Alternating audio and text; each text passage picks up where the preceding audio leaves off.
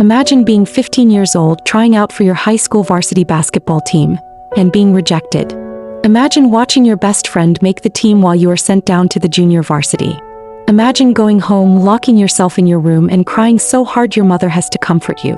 Now imagine that same boy 15 years later becoming the most dominant athlete in the history of team sports. Imagine him winning 6 NBA championships, 6 finals MVPs, 5 league MVPs and 2 Olympic gold medals. Imagine him becoming a global icon, a billionaire, and a symbol of excellence so powerful that his shoes still sell out within minutes, 30 years after he last played. This is not a story about a saint. Michael Jordan was ruthless, obsessive, and sometimes cruel to his teammates. But this is also a story about a very specific kind of hope. The hope that getting cut, losing, failing, and being humiliated are not the end of your story. They are the beginning. Welcome to our channel. Today we are telling the story of Michael Jeffrey Jordan. And by the end, you will understand that hope is not about never being rejected. It is about using that rejection as fuel for the rest of your life. Michael Jordan was born on February 17, 1963, in Brooklyn, New York, but he grew up in Wilmington, North Carolina. His father, James Jordan Sr., worked at General Electric. His mother, Dolores, worked at a bank. Michael was the fourth of 5 children. He was competitive from the womb. As a child, Michael tried every sport: baseball, football, he was good at all of them. But basketball was his obsession. His older brother Larry was his first and fiercest rival. Larry was shorter but quicker. They played one-on-one for hours in the backyard. Michael lost constantly. He would throw tantrums. His mother would send him inside to cool off. He would come back out and demand a rematch. He later said, "I hated losing more than I loved winning. Losing made me physically sick. I would do anything to avoid that feeling." In 1978, Michael tried out for the varsity basketball team at Laney High School. He was 5 feet 11 inches, 180 centimeters, and skinny. He was not exceptional. The coach, Clifton "Pop" Herring, posted the roster. Michael's name was not on it. His best friend Leroy Smith made the team. Michael did not. There are many versions of what happened next. But the truth is simple. Michael went home and cried. His mother told him, "There is only one way to prove them wrong. Get better." He got better. He grew 4 inches. He practiced every morning before school. He practiced every night after dinner. He became the best player in the state. The next year he made varsity. He averaged 25 points per game. Colleges started calling. He never forgot the cut. He taped a piece of paper above his bed, "Leroy Smith." He never let himself forget that someone else had been chosen over him. He later said, "Whenever I was tired or wanted to quit, I thought about that day. And I kept going." Michael accepted a scholarship to the University of North Carolina, coached by the legendary Dean Smith. Dean Smith was the opposite of Michael's fiery nature, calm, methodical, and deeply principled. He believed in the team, not the star. Michael struggled with this. He wanted to score 40 points a game. Dean wanted him to pass. But Michael trusted Dean. He learned defense. He learned footwork. He learned that winning was more important than stats. In the 1982 NCAA championship game, UNC faced Georgetown and their intimidating center, Patrick Ewing. The game was tied with 17 seconds left. Dean Smith called a timeout. He designed the final play for Michael Jordan. Michael caught the ball on the left wing. He rose up. He shot. The ball went through the net as if pulled by a string. UNC won the national championship. Michael was 19 years old.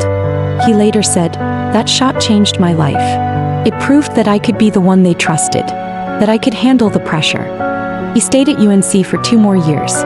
He won every college award. In 1984, he was drafted 3rd overall by the Chicago Bulls.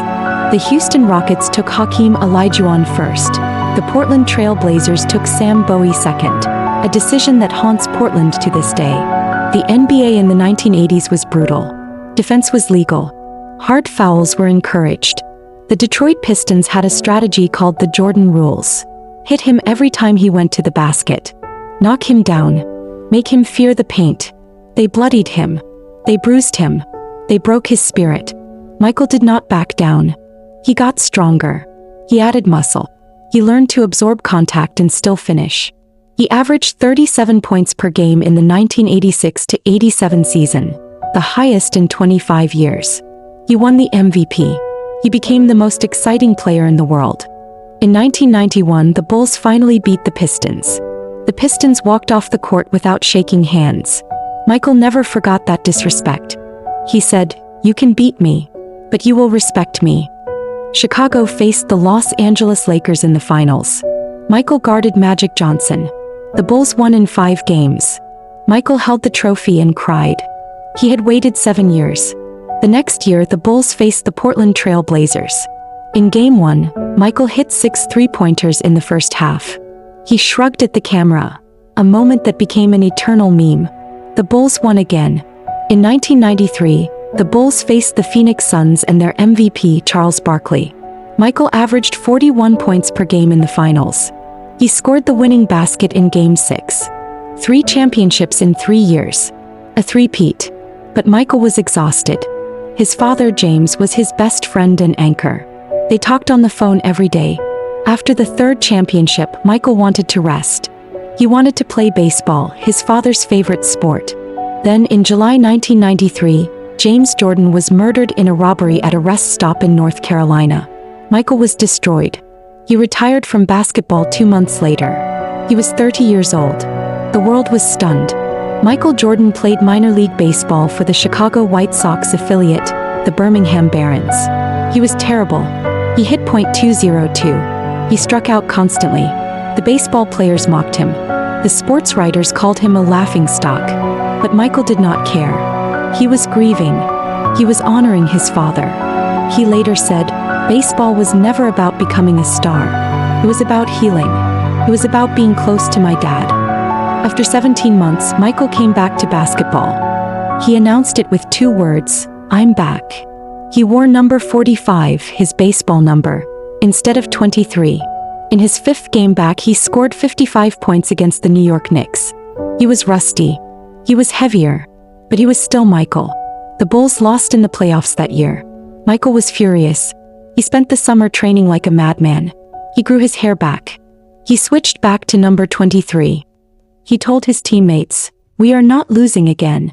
Between 1996 and 1998, Michael Jordan reached a level of greatness that had never been seen before. The Bulls won 72 games in 1996, a record that stood for 20 years. Michael won the MVP, the Finals MVP, and the scoring title. He was unstoppable. In the 1997 Finals, Michael played Game 5 with a severe case of food poisoning. He could barely stand. He scored 38 points, including the game-winning three-pointer. After the game, he collapsed in Scottie Pippen's arms. The photograph is one of the most iconic in sports history. In the 1998 Finals, the Bulls faced the Utah Jazz again. Game 6. Last minute. The Bulls were down by 1. Michael stole the ball from Karl Malone. He dribbled up the court. He crossed over Brian Russell. He pushed off. He has always denied it. He rose up. He shot. Swish. Bulls win. 6th championship. Michael held up 6 fingers. He retired again. This time it felt permanent. In 2001, Michael Jordan came back again, this time as a player for the Washington Wizards. He was 38 years old. His knees were shot. He could no longer fly. But he still wanted to prove something. He still wanted to compete. He averaged 20 points per game as a 40-year-old. He was mortal now. And somehow that made him even more inspiring. He played his last game in 2003. He retired for good. He owns a NASCAR team. He owns the Charlotte Hornets, now sold. He became a billionaire. His sneakers are a global religion. Michael Jordan's Hall of Fame speech in 2009 was controversial. He thanked everyone who had ever doubted him. He thanked Leroy Smith. He thanked the Pistons. He thanked the critics. He did not sound gracious. He sounded vengeful. Some people were offended, but they missed the point. Michael Jordan was not motivated by love. He was motivated by hate. Hate of losing, hate of being second, hate of being disrespected. He later said, "People don't understand. The love of the game is not enough. You have to hate losing more than you love winning." You are watching this video in a world that tells you that rejection is final.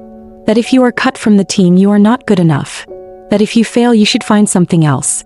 Michael Jordan is the counterargument. He was cut. He was mocked. He was beaten bloody by the Pistons. He lost his father. He failed at baseball. He came back old and slow. And he still won 6 championships. The hope in his story is not about talent, though he had plenty. The hope is about response. What do you do when you fail? Do you quit? Do you blame others? Or do you go back to the gym? Do you practice until your hands bleed? Do you tape a name above your bed and use it as fuel for the next 20 years? Michael Jordan said, "I can accept failure. Everyone fails at something. But I cannot accept not trying." If you have been cut today, if you have been rejected, if you feel like you are not good enough, people are laughing at you, remember the sophomore at Laney High School. Remember the boy who cried in his room. Remember the man who played the flu game. Remember the 40-year-old who came back because he still loved the game.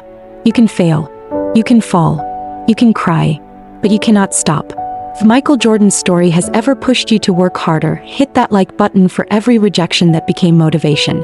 Subscribe for more stories of impossible determination. And in the comments below, what is one time you were counted out and how did you respond? Thank you for watching. And remember, even the greatest was once cut. Fade to black. The squeak of sneakers on hardwood. A buzzer. Silence. Then a whispered, "Maybe I've caused 26,000 people to be disappointed, but the other 24,000 they're proud. And at the end I'm in that 24,000. Michael Jordan.